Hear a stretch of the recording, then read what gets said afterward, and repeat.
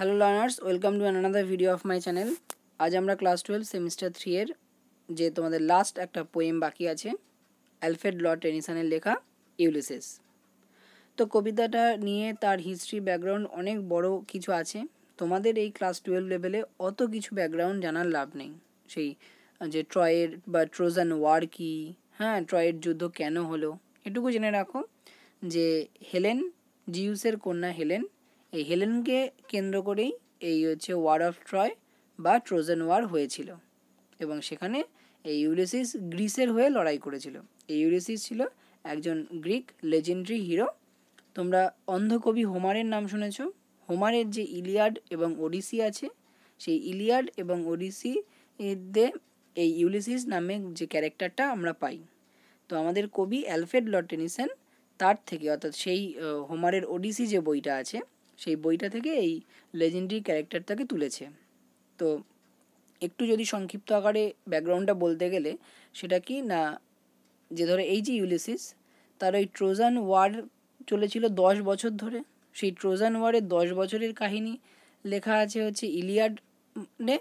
আর Trojan war শেষ হয়ে যাওয়ার পর যখন সে তার রাজ্যতে আবার ফিরে আসছে, তার রাজ্য ছিল ইথাকা, সেই ইথাকাতে যখন আবার ফিরে আসছে, সেই সময় যে 10 বছরের অ্যাডভেঞ্চার হয়, সেই 10 বছরের অ্যাডভেঞ্চারটা লেখা আছে ওডিসিতে। এটাই হচ্ছে দুটো ভাগ। এবার ওই হোমারের ইউলিসিস আর আমাদের এই অ্যালফ্রেড লর্ড টেনিসন বা লর্ড টেনিসনের ইউলিসিসের মধ্যে পার্থক্যটা হচ্ছে একটাই, সেটা হচ্ছে যে হোমারের যে ইউলিসিস ছিল, সে ওই বহুদিন যুদ্ধের পর সে বাড়ি ফিরে, অর্থাৎ হোমসিক হয়ে বাড়ি ফিরতে চেয়েছিল, এবং তার বাকির অবসর জীবন বা রিটায়ার্ড লাইফ সে এনজয় করেছিল। কিন্তু আমাদের এই লর্ড টেনিসনের যে ইউলিসিস, সে কিন্তু সেটা করবে না, বা সে তার এই রিটায়ার্ড লাইফটাকে এনজয় করছে না। সে সেই অ্যাডভেঞ্চারাস লাইফটাকে আবার ফিরে পেতে চাইছে, এবং সেই দিকেই তার মনোভাব রয়েছে। এই কবিতাটার যে ফর্ম, অর্থাৎ কী ধরনের কবিতা, এটা হচ্ছে একটা ড্রামাটিক মনোলগ। অর্থাৎ এই ড্রামাটিক মনোলগ কি, সেটা আমরা আগের সেমিস্টারেই পড়েছি, রবার্ট ব্রাউনিংয়ের ছিল তোমাদের মাই লাস্ট ডাচেসে।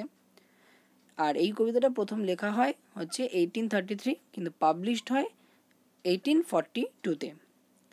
এবার যে এই ইউলিসিসের রোমান নাম ছিল হচ্ছে ওডিসিয়াস। এটা ব্ল্যাঙ্ক ভার্সে লেখা, এবং এর যে ছন্দ বা মিটারটা হচ্ছে আয়াম্বিক পেন্টামিটার। এবার যদি লর্ড টেনিসন কেন এই হচ্ছে কবিতাটা লিখতে গেল, বা তার কনটেক্সটটা কী ছিল না, লর্ড টেনিসনের একজন খুব কাছের বন্ধু ছিলেন, তার নাম হচ্ছে আর্থার হেনরি হালাম, যার সঙ্গে তার বোনেরও বাগদানও হয়ে গিয়েছিল, অর্থাৎ ফিয়ান্সে ছিল। কিন্তু ঠিক ওই এঙ্গেজমেন্ট বা এরকম বিয়ে ঠিক তার আগেই ওই তার বন্ধু মারা যায়, এবং এই বন্ধুর মৃত্যুর কষ্টে বা শোক শেষ সময় সে অনেক কবিতা লেখে, তার মধ্যে ইউলিসিস একটা। অর্থাৎ আমরা যেন কবির সত্তাকে এই ইউলিসিসের মধ্যে রিফ্লেক্ট পাই, যে তার এই আর মোনোটোনাস লাইফ ভালো লাগছে না, সে এবার অ্যাডভেঞ্চার, অর্থাৎ সেই দুঃখের শোক থেকে বেরিয়ে আসতে চায়। তাহলে এই যে ইউলিসিস বলে যে ড্রামাটিক মনোলগ, তার স্পিকার আমরা পাবো হচ্ছে ইউলিসিসকে, এবং লিসেনার হচ্ছে ম্যারিনার্সরা, অর্থাৎ তার সেই যে ম্যারিনার যারা ছিল তারা। কবিতাটির টোন যদি বলা হয়, তাহলে সেক্ষেত্রে আমরা বলতে পারি এই কবিতার টোন হচ্ছে রিফ্লেকটিভ, ডিটারমাইন্ড, রেসলেস। আর থিম, কোন থিমের ওপর না, হচ্ছে desire for adventure, exploration, meaning of life. এছাড়া লর্ড টেনিসন কবে জন্মেছে এবং কবে মারা গিয়েছে সেটা জেনে রাখো, তোমাদের কাজে লাগবে। এক হচ্ছে 1809 থেকে জন্মসাল, এবং 1892-তে। তো এই যে আমাদের কবি লর্ড টেনিসন, ইনি ওই পোয়েট লরিয়েট, তোমরা ফার্স্ট সেমিস্টারে পড়তে গিয়ে পড়েছিলে উইলিয়াম ওয়ার্ডসওয়ার্থ পোয়েট লরিয়েট পেয়েছিলেন উপাধি, ঠিক তেমনি ইনিও এই হচ্ছে ভিক্টোরিয়ান এরায় পোয়েট লরিয়েট উপাধি পেয়েছিল। এইটুকু জানলেই এনাফ, বেশি জেনে কাজ নেই। চলো এবার শুরু করি 70 লাইনের কবিতা, তাই আমরা হাফ হাফ করে পড়ব আজকে কিছুটা, আর নেক্সট পার্টে কিছুটা। দেখো, it little profits that an ideal নয়, তাহলে বলছে এটা খুবই অল্পই লাভজনক হবে এমন একটি আইডল কিং, অলস রাজার পক্ষে, by the still hearth, still মানে স্থির, আর হার্থ মানে ফার্নেস বা চুল্লি বলতে পারো, বা ফায়ার প্লেস বলতে পারো। তাহলে একজন অলস রাজার পক্ষে এটা খুবই কম লাভজনক হবে যে সে কি না এরকম একটা স্থির চুল্লির পাশে অ্যামাং দিস ব্যারেন ক্র্যাগস, ব্যারেন মানে হচ্ছে এখানে ইনফার্টাইল, অনুর্বর, আর ক্র্যাগ বলতে কিছু ক্ষেত্রে বলতে পারো যে একটা খাড়া পাহাড়, স্টিফ ক্লিফ বা পাথুরে জমির পাশে। Matched with an aged wife, এবং সে আছে কার সাথে না তার সেই বৃদ্ধ স্ত্রী। এখানে এই ইউলিসিসের স্ত্রীর নাম ছিল পেনেলোপি। তাহলে সে, কারণ দেখো সে 10 বছর যুদ্ধে কাটিয়েছে, আবার 10 বছর হচ্ছে ফেরার পথে এসে যেটা 10-10-20 বছর তো তার কেটেই গেছে। সে ছোটোবেলায় তার ছেলেকে দেখে গেছিলো, এসে দেখছে তার 20+ বয়স হয়ে গিয়েছে। তাহলে সে এখন বলছে যে এমন একজন অলস রাজা, সে তার জীবনটা কী বা লাভজনক হতে পারে যে কিনা একটা এরকম স্থির চুল্লির পাশে বসে আছে, এরকম পাথুরে জমির পাশে, এরকম একটা বন্ধা পাথুরে জমির পাশে, যেখানে সে তার হচ্ছে বৃদ্ধা স্ত্রীকে নিয়ে আছে। অর্থাৎ তার লাইফে কোনো এনজয়মেন্ট নেই বা তার লাইফে কোনো অ্যাডভেঞ্চারাসনেস নেই। একই একটা রিটায়ার্ড লাইফ, সাধারণত আর 5টা রিটায়ার্ড লাইফের মতোই সে কাটাচ্ছে। I mete and dole unequal laws unto a savage race. I mete, mete শব্দের অর্থ হচ্ছে এখানে ইমপ্লিমেন্ট, প্রণয়ন করে, অ্যান্ড ডোল বলতে এখানে বন্টন করে। কি বন্টন করে? আনইকুয়াল লজ, অর্থাৎ অসম আইন। কাদের ওপর না? আ স্যাভেজ রেস। এই স্যাভেজ বলতে বুঝিয়েছে বর্বর বা আনসিভিলাইজড যে রেস বা জাতি, অর্থাৎ তার সাবজেক্ট, অর্থাৎ ইউলিসিস তার সাবজেক্ট বা প্রজাদেরকে বুঝিয়েছে। কেন তারা আনসিভিলাইজড তার মতে? না, that hoard and sleep and feed and know not me. তারা কি করে? টাকা পয়সা জমায়, ঘুমায় এবং খায়, কিন্তু তারা আমাকে চেনে না। আমাকে চেনে না বলতে কি, তাদের রাজাকে কি জানে না। অর্থাৎ ইউলিসিস মানুষ হিসেবে বা প্রকৃত মানুষ হিসেবে কি সে কি চায়, তার রাজার মানে প্রজাদের যে রাজা, তার কি আশা আকাঙ্ক্ষা, সেসব দিয়ে প্রজাদের কোনো খেয়াল নেই। প্রজারা কি করে? শুধু খায়, ঘুমায় আর জমায়। Next, I can not rest from travel. তাই বলছে আমি এই ভ্রমণ, অর্থাৎ ভ্রমণ বলতে এখানে অ্যাডভেঞ্চার থেকে আমি থামতে পারবো না। I will drink life to the lees. এই কথাটা তোমরা বিভিন্ন জায়গায় শুনে থাকবে যে I will drink life to the lees মানে কি, অর্থাৎ আমি জীবনের সেই তলানিটুকু পর্যন্ত পান করব। লিজ বলতে ধরো ওয়াইনের যে গ্লাস হয়, দেখবে ওর নিচে একটু থিতিয়ে পড়ে থাকে, বা ধরো চা বা কফি খেলে দেখবে তার নিচের অংশটা, থেতানো অংশটা আমরা বাদ দিয়ে খাই, ঠিক সেই অংশটাকে, অর্থাৎ সেই অবশিষ্ট বা সেডিমেন্টটাকেই বলা হয় লিজ। তাই বলছে আমি জীবনের শেষটুকু পর্যন্ত পান করব। অর্থাৎ পান করব বলতে কি বলতে চাইছে, অ্যাকচুয়ালি তার জীবনের শেষ নিঃশ্বাস পর্যন্ত সে এনজয় করবে বা সেই উপভোগ করবে তার জীবনটা। All Times I have enjoyed greatly, যে সমস্ত সময় আমি খুব আনন্দে কাটিয়েছি। হ্যাভ সাফার্ড গ্রেটলি, বা অনেক ভুগেওছি। বোথ উইথ দোজ, সবই তাদের সাথেই। দোজ বলতে কিন্তু তার সেই মেরিনার্সরা। দ্যাট লাভড মি, যারা তাকে ভালোবাসতো। অ্যান্ড অ্যালোন, যখন সে একাকী ছিল। অন দ্য শোর, কোনো তীরে। অ্যান্ড হোয়েন, যখন। থ্রো স্কাডলিং ড্রিপস দ্য রেইনি হাইডেস, তাহলে যখন সেই কার মধ্যে দিয়ে না, স্কাডলিং ড্রিপস, স্কাডলিং কথাটা হচ্ছে দ্রুতগামী, স্পিড মুভ মানে খুব দ্রুতগামী, ড্রিপস অর্থাৎ এখানে প্রবহমান দ্রুতগামী এক মেঘেদের মধ্যে দিয়ে, যেটা কিনা রেনি হায়াডেস। এই হায়াডেস হচ্ছে একটা গ্রিক মাইথোলজির একটা রেফারেন্স আছে। গ্রিক মাইথোলজিতে এই হায়াডেসকে কি ভেসে অ্যাসোসিয়েট, একটা নিম্ফ যে কিনা অ্যাসোসিয়েটেড উইথ রেন, বা স্টার ক্লাস্টার যেটা কিনা রেনের সঙ্গে অ্যাসোসিয়েটেড। তাই বলছে সেখানের ওই হায়াডেস, রেনি হায়াডেসের সংকেত নিয়ে আসে বা বয়ে নিয়ে আসে সেই হচ্ছে প্রবহমান বা দ্রুতগতিতে বয়ে চলা মেঘেদের মধ্যে দিয়ে। ভেক্স দ্য ডিম সি, ভেক্স কথার অর্থ হচ্ছে ইরিটেট বা বিরক্তি। তাহলে বিরক্ত করে কাকে না, সেই ডিম সি অর্থাৎ সেই নিষ্প্রভ বা শান্ত সমুদ্রকে। I am become a name, আমি এখন ফেমাস হয়েছি। I am become a name মানে আমার যথেষ্ট নাম হয়েছে বলতে আমি ফেমাস। আমি বলতে এখানে কিন্তু ইউলিসিস। ফর অলওয়েজ, কারণ আমি সর্বদাই। Roaming with a hungry heart, আমি সর্বদাই কি নিয়েছি, একটা তৃষ্ণার্ত বা ক্ষুধার্ত, তৃষ্ণার্ত বলা ভুল, ক্ষুধার্ত হৃদয় নিয়ে ঘুরে বেরিয়েছি। তাহলে এই ক্ষুধাটা কিসের না, এক্সপিরিয়েন্স, অ্যাডভেঞ্চারের হচ্ছে তার hunger. Much have I seen and known, আমি অনেক কিছু দেখেছি এবং জেনেছি। সিরিজ অফ মেন, মানুষের মানে শহরের মানুষদের। অ্যান্ড ম্যানার্স, তাদের আচার আচরণ রীতি। ক্লাইমেট, সেখানকার আবহাওয়া। কাউন্সিলস, বিভিন্ন সংসদ বা সভা, গভর্নমেন্টস, বিভিন্ন সরকারদের দেখেছি, মাইসেলফ নট লিস্ট, কিন্তু সেখানে আমাকে কিন্তু নিচু বা ছোট করে দেখা হয়নি, but honoured of them all, কিন্তু তাদের সবার যেসব জায়গায় গেছি সেই সব জায়গায় আমাকে সম্মানের সাথে সাদরে আহ্বান জানিয়েছে।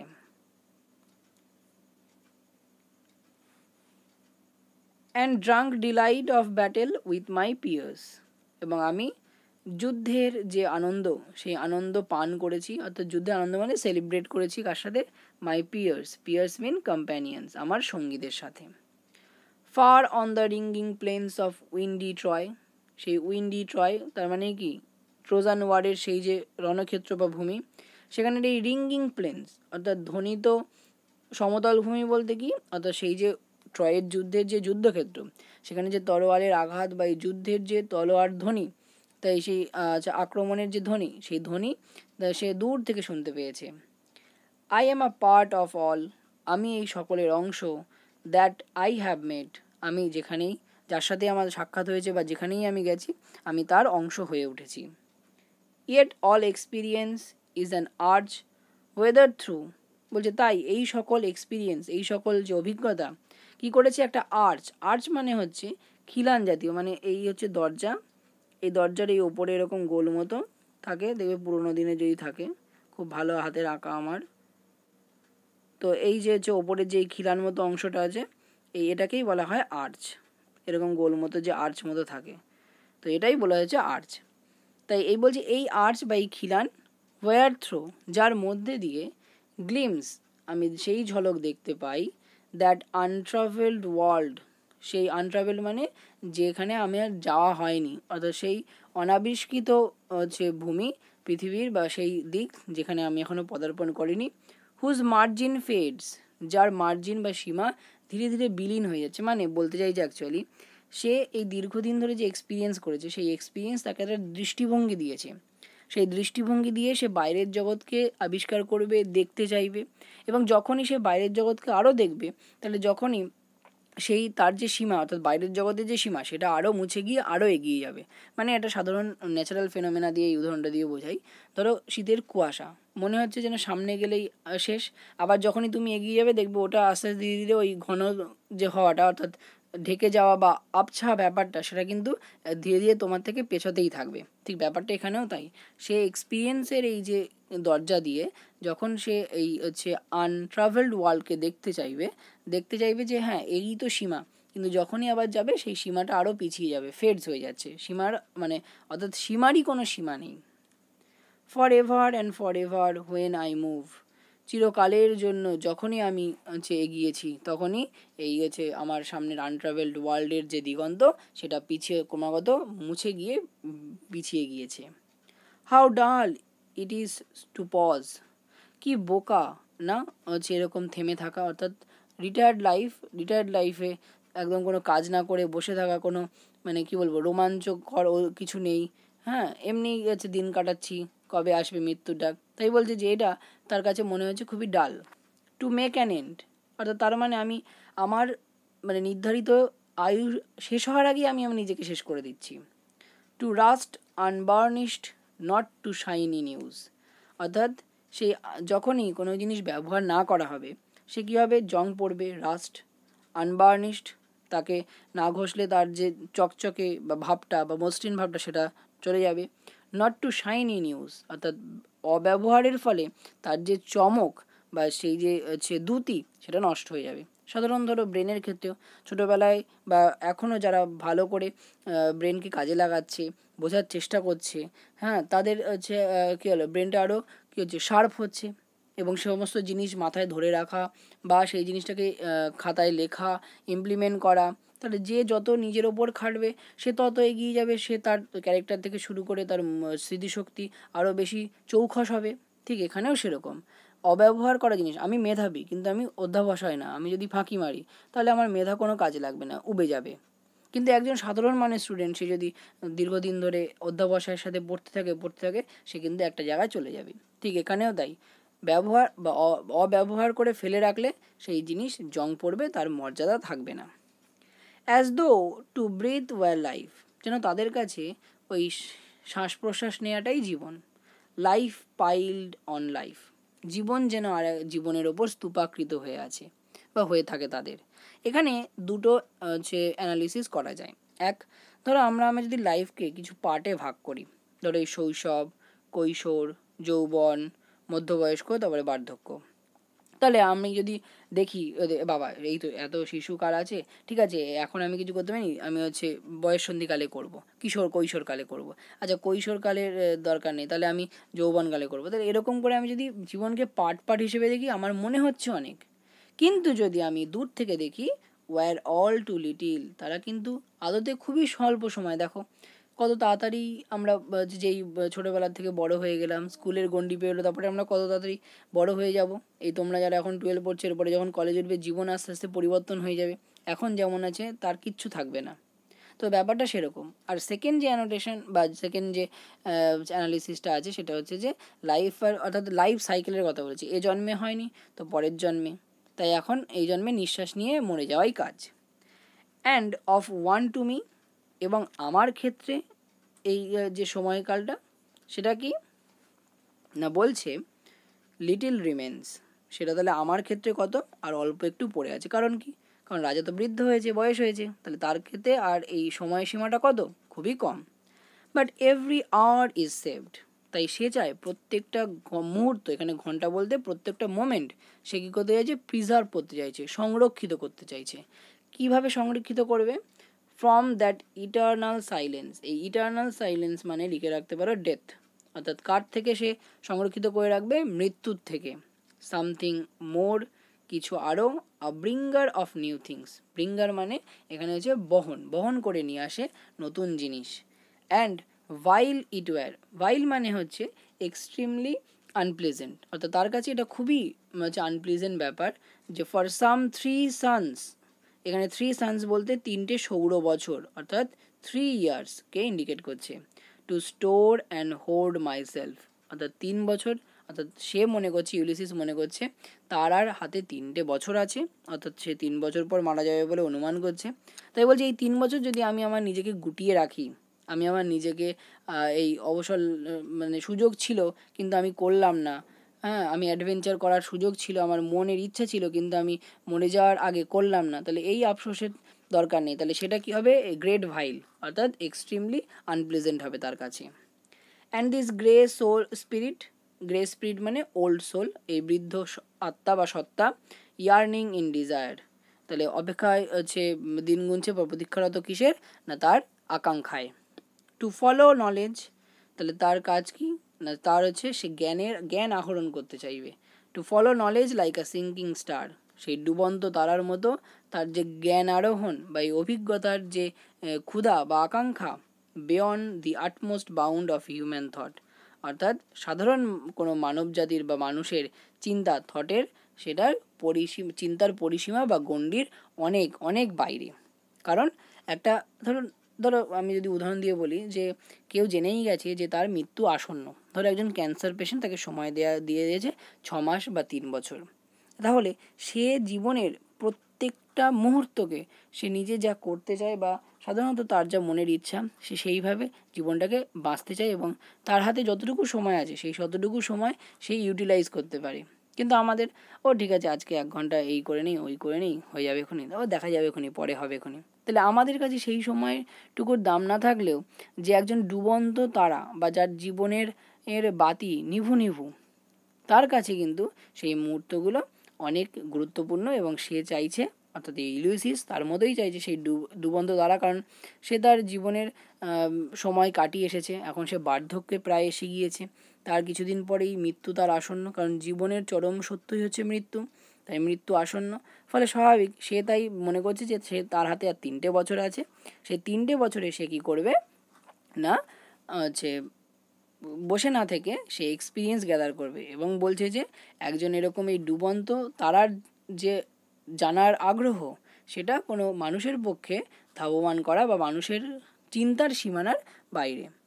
আমাদের এই প্রথম অংশের যে বিভিন্ন লিটারারি ডিভাইসগুলো আছে তোমরা একটু মার্ক করে নিতে পারো। এই যে আইডিয়াল কিংয়ে হচ্ছে জাক্সাপোজিশন, স্টিল হার্থ আর এই ব্যারেন ক্র্যাগস, এখানে ইমেজারি ইউজ করা হয়েছে। দেখো একটা তো কমন আছে, আমি একটা দুটো করে দেখাচ্ছি। এই যে ম্যাচের এম আর এই মেটের এম, তাহলে এই দুটো এম কী হবে, এখানে দুটো কনসোনেন্ট সাউন্ড রিপিটেশন হলে কি হয় না অ্যালিট্রেশন হয়। নেক্সট এই যে স্যাভেজ রেজটা হচ্ছে সেই সেম জাক্সাপোজিশন।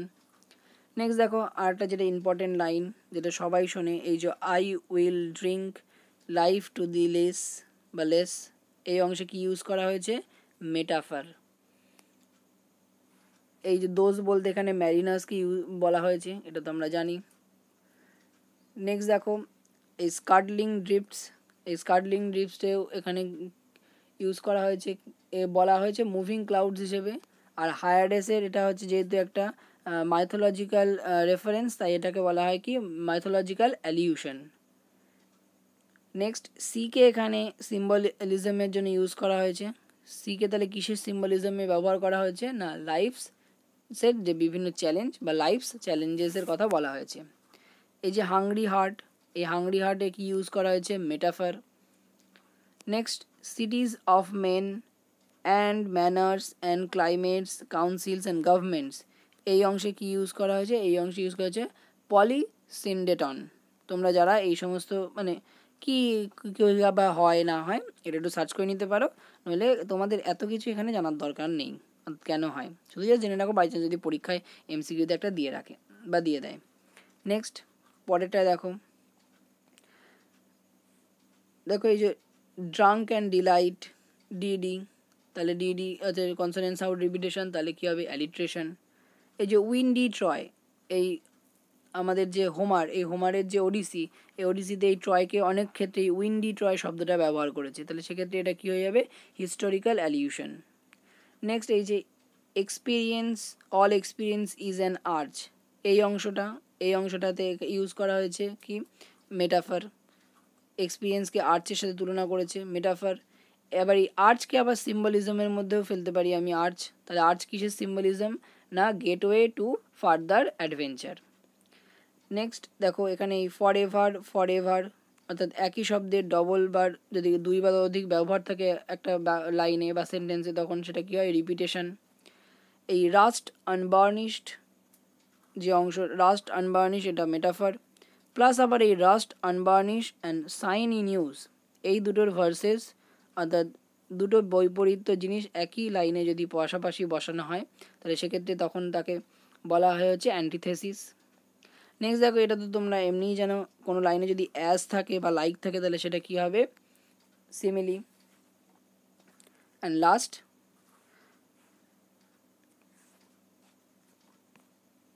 দেখো এখানে এই যে আছে ইটার্নাল সাইলেন্সকে ডেথ বলেছে, তাহলে এটা কী হবে metaphor. Next this grey spirit yearning in desire অর্থাৎ গ্রে স্পিরিট একে হিউম্যান লাইক কোয়ালিটি দেওয়া হয়েছে, তাই এখানে পার্সনিফিকেশন। অ্যান্ড দেখো লাস্ট এখানে লাইক সিঙ্কিং স্টার, লাইক আছে তাহলে সিমিলি, আর সিঙ্কিং স্টার কিসে হবে সিম্বলিজম আছে। কিসের সাথে সিম্বলিজম করা হয়েছে কে না ইলিউসিভ ফেডিং অ্যাম্বিশনকে সিঙ্কিং স্টার বলা হয়েছে। তাহলে এখানেই আমাদের পার্ট 1 ভিডিওটা শেষ হলো, জানিও তোমাদের কেমন লাগলো। নেক্সট অংশটা কিছুদিনের মধ্যেই চলে আসবে। অবশ্যই চ্যানেলটি ভালো লাগলে চ্যানেলটি সাবস্ক্রাইব করো এবং বন্ধুদের মধ্যে শেয়ার করো। দেখা হচ্ছে পরের ভিডিওতে।